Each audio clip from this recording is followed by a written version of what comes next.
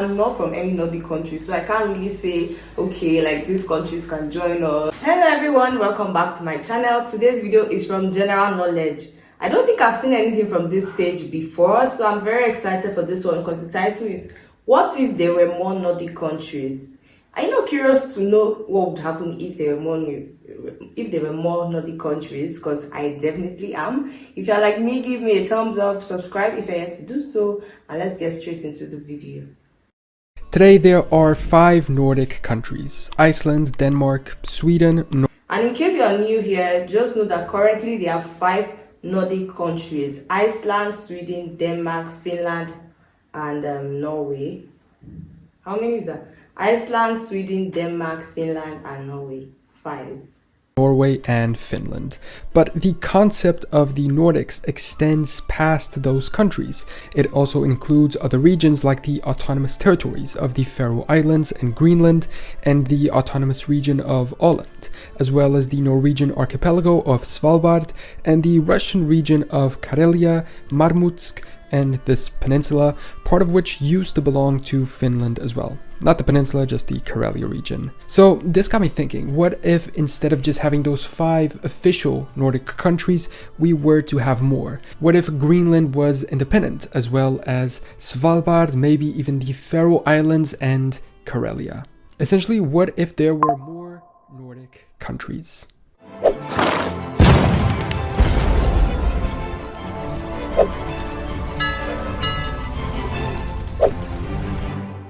Let's start with Greenland. Greenland has been on the news a lot lately. Again, the US government is reinforcing its idea that they want to buy it off of Denmark. It seems insane.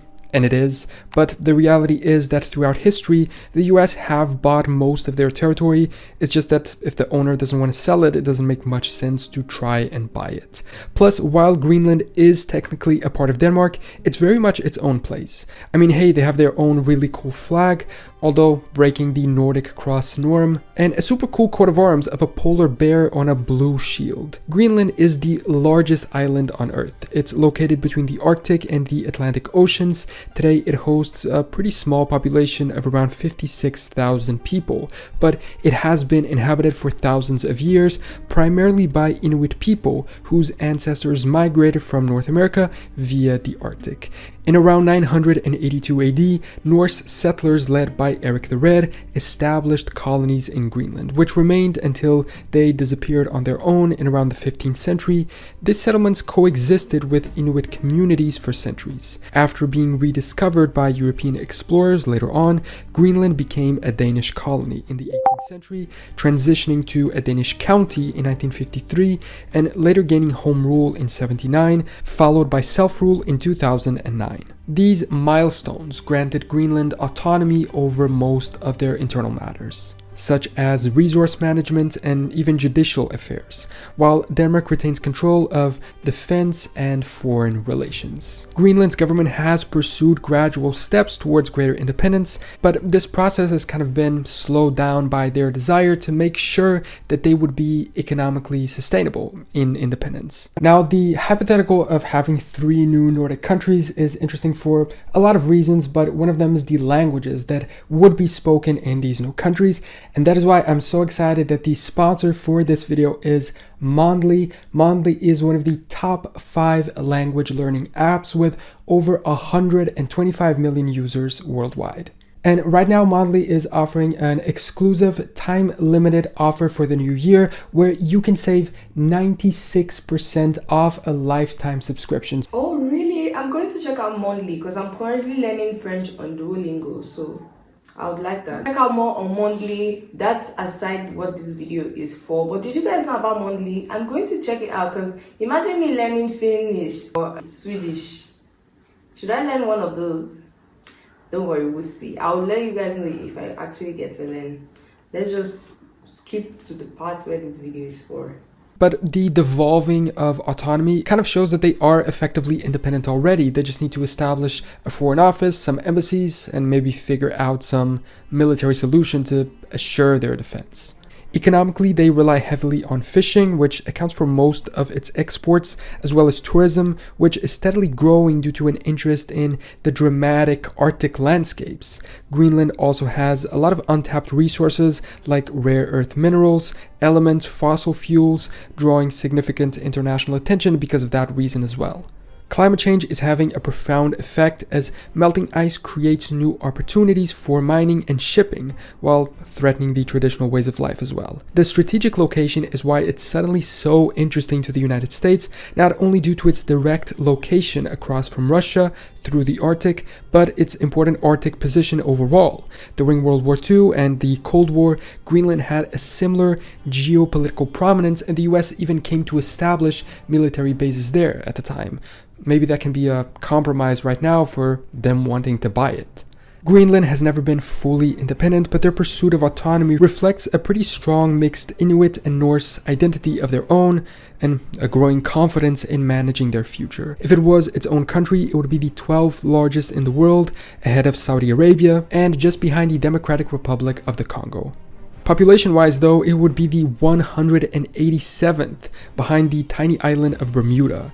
Their GDP per capita is pretty high due to the small population, the 21st in the world, but 140th in GDP, the same as the small African country of Burundi. If they join the EU and NATO upon independence, I think their economic sustainability and defense situation would be guaranteed and a stable country would continue. The only thing they would have to fix is their flag in order to keep up with the Nordic trend. Now let's move to another autonomous region of Denmark, which are the Faroe Islands. Okay, so there you have it for Greenland. So Greenland could have been the sixth Nordic country. What do you think? They already have a Nordic flag, a white field with a red Nordic cross bordered in blue. Their coat of arms is as cool as Greenland's, except instead of a polar bear, they have a ram. The Faroe Islands consist of 18 rugged volcanic islands in the North Atlantic Ocean, situated between Iceland, Norway, and Scotland, with a population of approximately 54,000 people, most of whom live on the largest island, Streymoy. The Faroes maintain a distinct identity rooted in their Norse heritage and the Faroese language, which is closely related to Old Norse. I mean, think about that. They basically have the same population of Greenland, but they're 155 times smaller. The island's history dates back to early Norse settlements in the 9th century, with governance passing between Norway and Denmark over time. Although generally the initial colonization is attributed to Irish monks and a specific abbot named Saint Brendan in the year of 565, so I guess Ireland could make a really wild claim for it. But anyway, most serious and continuous colonies were Norse, and following the Treaty of Kiel in 1814, they became a part of Denmark. The islands gained home rule in 1948, establishing significant autonomy in domestic affairs, including control over education, healthcare, and infrastructure. Foreign policy and defense remain under Denmark's purview, just like in Greenland's case. Efforts towards further independence have been a recurring topic in Faroese politics, but then again, just like Greenland, economic considerations, including reliance on Denmark, kind of stopped any talk of becoming independent. The Faroese economy is deeply tied to fishing and aquaculture, which account for over 90% of exports. In recent years, the islands have pursued economic diversification, including renewable energy initiatives and tourism as well. The Faroe Islands are also known for traditional practices, such as the Grindadrap, the controversial community-driven whale hunt, which kind of draws international attention for negative reasons. But their culture contrasts with that of Greenland because, as far as I know, there's no native Inuit heritage mixed in. They are purely Nordic. Honestly, I know so much about Greenland, but you see the Faroe Island, I'm learning a lot of new things about it. And I'm sure if you are on this channel constantly, you're more familiar with Greenland, because Trump trying to buy Greenland has really made Greenland top on the news like for a very long time now. So I hear about Greenland more often than I hear about the Faroe Islands. So I'm really happy to get into that one too. So the Faroe Island could be the 7th Nordic country. What do you guys think? Do you think that makes sense? it would be the 171st smallest country in the world by area, 187th smallest by population. Their GDP per capita is again super high due to the small population, ranking 11th in the world. But their GDP proper would be one of the smallest worldwide, matching Andorra in the 160th place. While they don't have the potential strategic resources of Greenland, as well as their strategic position, I think they could still potentially thrive as their own country. It's more unlikely that they would succeed, but still. Denmark's development subsidies could be replaced by European Union ones if they joined it, and while Greenland may be the target of some who would want to conquer it, no offense, but I don't think anybody would want to conquer the Faroe Islands, so they wouldn't have to worry too much about having their own defense. And following those two, we move on to the even more unlikely cases that are on our list. Let's start with Karelia.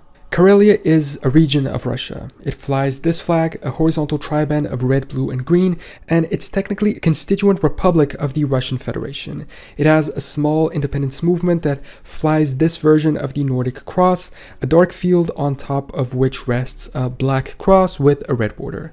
Finland also has a region called North Karelia over here, which flies a super cool flag of two arms and swords beneath a crown, plus South Karelia, which has a similar one.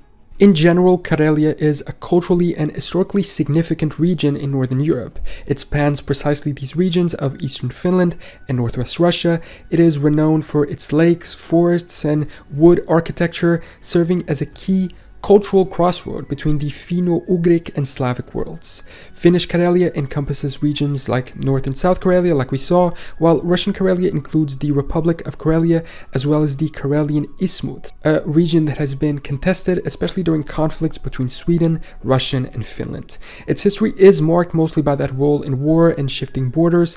It was a battleground during the Winter War and the continuation war between Finland and the Soviet Union. After World War II, Finland ceded much of Karelia to the USSR, leading to the displacement of hundreds of thousands of Karelians to other parts of Finland. The loss remains a point of cultural and emotional significance for many Finns and native Karelians. Upon the creation of an independent Karelia, perhaps those in exile in Finland could return, making up a true nation-state in the new country. Culturally, they have profound influence on Finnish national identity already. It is the birthplace of the Kalevala, Finland's national epic compiled from Karelian folk songs. Russian Karelia, meanwhile, is a home to a mix of Russian, still Karelian, and Vepsian populations, totaling around 600,000 people. When Karelians had to flee into Finland after the Winter War, around 400,000 did so the total population of this new hypothetical country could surpass the 1 million mark. The region's economy relies on forestry, mining, and hydroelectric power, while natural beauty kind of attracts some tourism as well.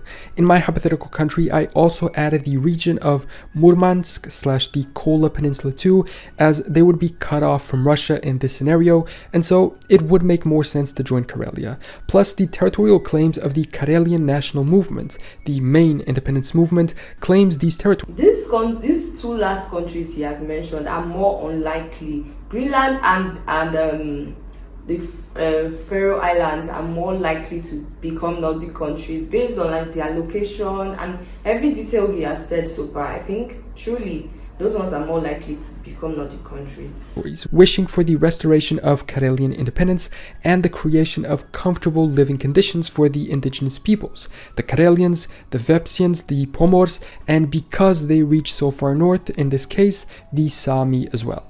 With this addition, the new country's territory would be over 317,000 square kilometers, the 69th largest in the world, surpassing Poland. Population-wise, including Murmansk and the Finnish exiles, it would be around 1.2 million, one of the smallest worldwide, behind the small islands of Mauritius, for instance. The GDP per capita of the Karelian Republic within Russia is pretty low, only $10,000. I think their economy is equally small, but after becoming independent and deepening ties with other Nordic countries as well as the EU, I think their economic situation would vastly improve. And finally, we get to the last one on our list. And if you thought that Karelia was a crazy idea, wait until you hear about this one, Svalbard.